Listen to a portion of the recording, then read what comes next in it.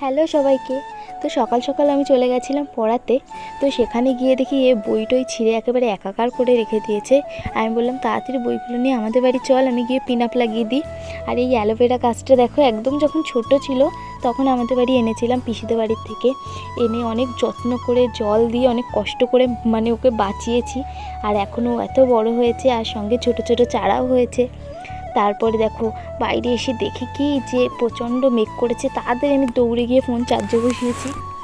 আর অনেকেই এরকম করে আমি জানি, আর আমি তো সবসময় এরকম করি, একটু মেঘ হলেই হয়েছে। তো তারপরে বৃষ্টি একটু কমার সাথে সাথে আমি চলে গেছিলাম পড়াতে। আর পড়ানোর পরে পড়াও ছিল বলে আমি ব্যাগ নিয়ে গেছিলাম। আর ইনি আমার ব্যাগ একদম পিঠে করে নিয়ে হাঁটছে, ব্যাগের জন্য ওকেই দেখা যাচ্ছে না। তো আমার পড়াটা শেষ হওয়ার পরে আমি আর আমার বান্ধবী চলে গেছিলাম একটু খাওয়া দাওয়া করতে। প্রত্যেক সন্ধ্যাবেলায় একটু খাওয়া দাওয়া করতে ইচ্ছা করে। তো যাই হোক, আমার পরের ভিডিওর জন্য অপেক্ষা করো। বাই।